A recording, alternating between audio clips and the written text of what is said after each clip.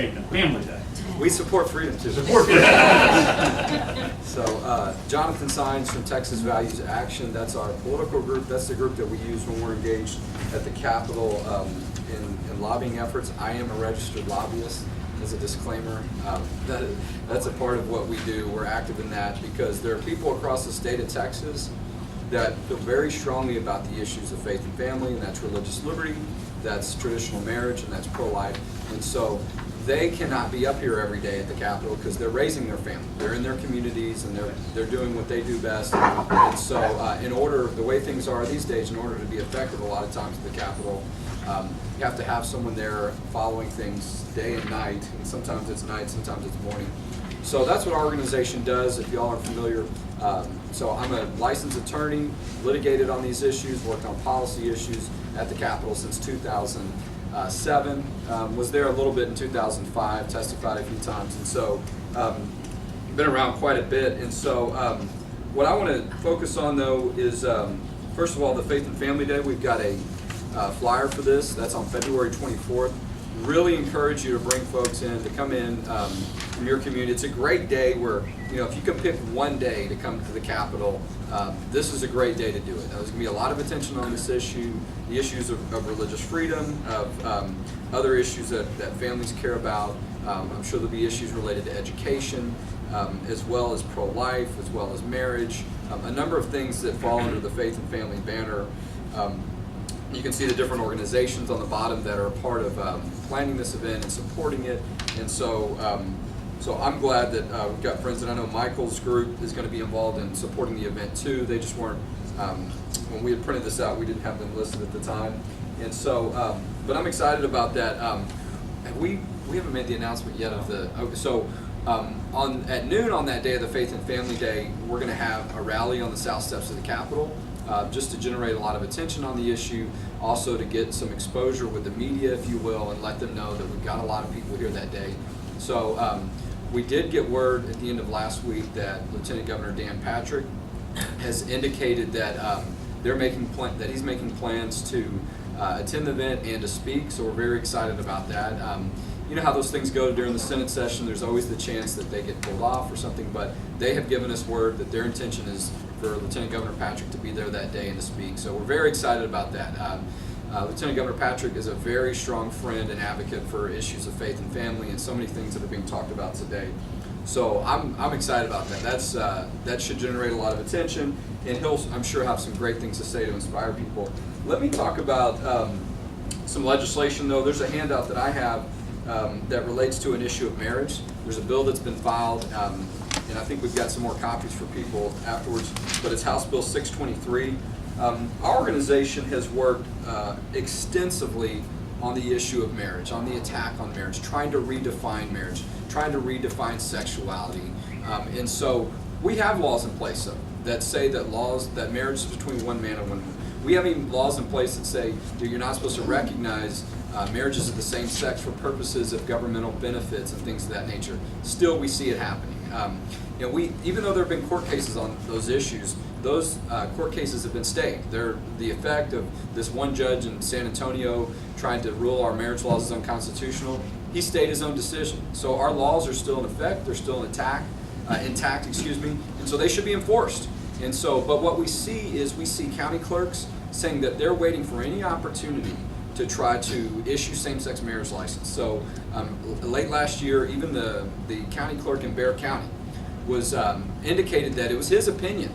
He supposedly is a Republican, if that matters, I don't know, but that and what the party platform for the Republican Party says on marriage, but he said that it's his opinion that redefining marriage for same-sex couples is a civil rights issue. So there's no reason why things shouldn't be moving in this direction. And so when he thought that they were going to lift the stay and allow for same-sex marriage in Texas at the end of the year, which did not happen, but when he thought that was going to happen, based on his opinion, he said he was going to keep the county clerk's office open 24 hours a day, and he was going to waive the 72-hour waiting period that typically is in place if you seek a marriage. And so, because he felt like this issue was so important, and he said people were going to flood into Texas, and that didn't happen. And there's no reason it should have happened, because this case is up on appeal.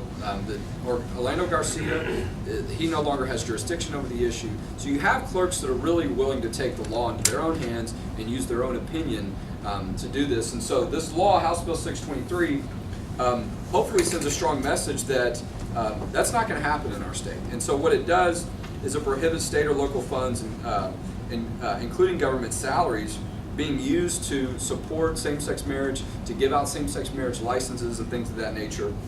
And so essentially it says, look, if you think you're willing to violate the law, are you still going to do it when you're no longer getting a salary? When the state cuts off the funding for that. And that's where we are on this issue, that they're not hearing what our expression of the law is, and they think they continue to violate it, just like the mayor of Houston is doing as well. We're involved in litigation. We're involved. We're part of a legal team suing the mayor on this issue in Houston. We have an injunction in place, but she's still trying to do it anyway. And so hopefully this law will send the message that at the state level, we're in control of this issue. Until the Supreme Court rules, we don't know what they're going to do. And so until that time, we're going to enforce our laws, and if we have to get to the pocketbook, maybe that'll get people's attention that we mean what we say when we say marriage is between one man and one woman. So House Bill 623 already has 33 members that have signed up supporting it. So that's 2 joint authors and 31 co-authors. That's some pretty good momentum so far. It's getting a lot of national attention. And so just some good points on here to remind people of what we're up against. I mentioned the county clerks. The Texas Supreme Court is being pressured right now to grant same-sex divorces. They've been sitting on a case for 14 months trying to push our Texas Supreme Court to recognize same-sex divorces. And then, as I mentioned, the mayor in Houston, even though she's under court order to not issue same-sex benefits based on same-sex marriages, she's saying she's going to do it anyway. So we're hoping this bill will send a message and stop all of that nonsense. And so the other thing I want to mention, go ahead. Question.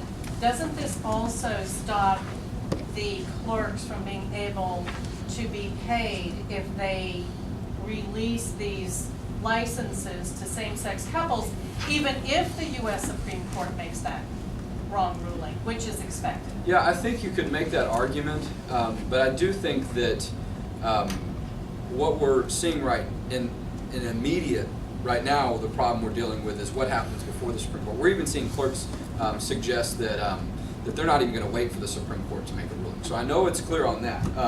As to whether or not you can still do it under the law, yeah. I mean, under this bill, you could still do that even if the Supreme Court rules that. But we'll keep looking at, I mean, I doubt, unless there's a special session, we're not going to know until after the session is over what the Supreme Court's going to do. And so that's why I think it's so important for us to do something based upon where we are right now. And so, but it definitely relates to that issue. Yes, sir.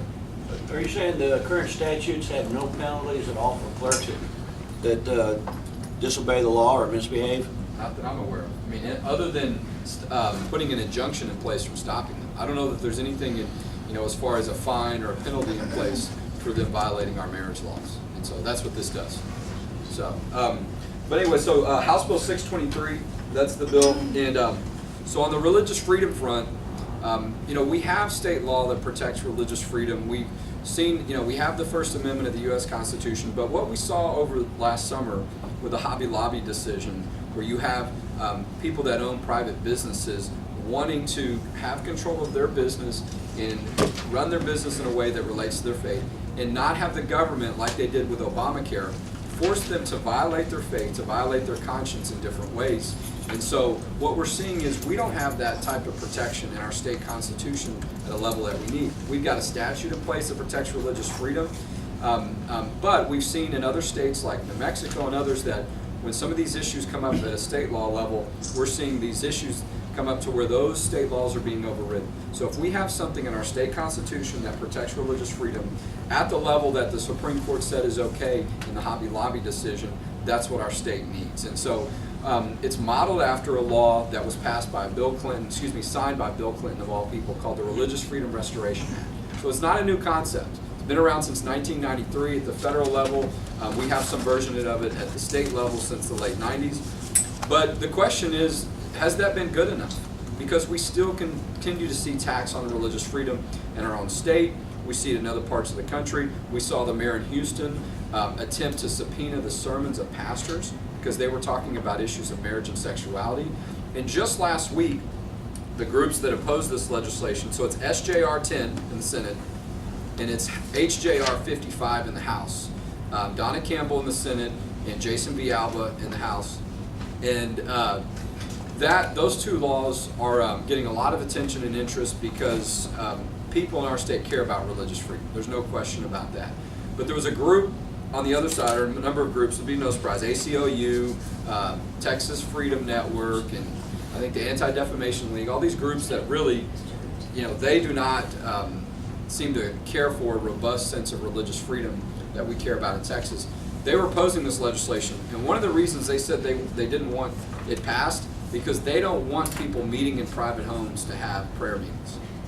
They think it is wrong, and it's something to be banned and prevented when you have groups of people that decide to get together at their home because there may be one too many cars on the street, that out of that monthly meeting or that weekly meeting. And so I'm trying to remember the last time we banned Super Bowl parties and we banned poker meetings and we banned, whatever, somebody gets together at their house to have these meetings. But it seems like, banning people of faith is not off limits to them and is something that they want to do. And so I was really concerned about the fact that they were highlighting that example because there's litigation on this issue. And this is just more of an example of why we need to protect this in our state constitution. We need to not only make a statement, but we need to raise the level of protection and say that if you're going to do this, and you're going to try to litigate this issue, you've got to go up against the Texas Constitution.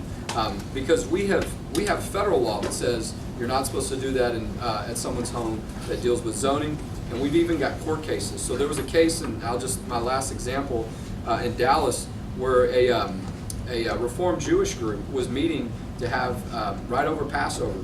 And the government was being so restrictive that they almost didn't have were not able to have their meeting right before Passover. And so some lawyers got involved and got that issue resolved for now. But it's not over as we see these things continue to come up right here in the state of Texas. And so SJR 10 and HJR 55. And one last thing, look out for House Bill 537 on the side to oppose. That is a bill to strike out the references to mother and father in birth certificates. This is the front right now from the folks that want to redefine marriage and want to redefine sexuality. They also want to take away your right to be listed as mother and father on birth certificates. They're saying it's only when they want to adopt someone, but what we saw when this was pushed last session, that if you change one birth certificate, as the state has said, you're going to have to change all of them to keep them in uniformity. That means you would lose your right moving forward if you had a child to have mom and dad listed on your birth certificate. Instead, it'd be parent 1 and parent 2. Maybe parent 3, who knows? So, 537 by Raphael and Chia. 537. That's the bill to oppose. So thank you all so much for your time. Our office is 2 blocks from here at 9th and Congress when you're in town if you ever need to stop by for anything. So appreciate you. Thank you, John, very much. We will end kind of a formal meeting.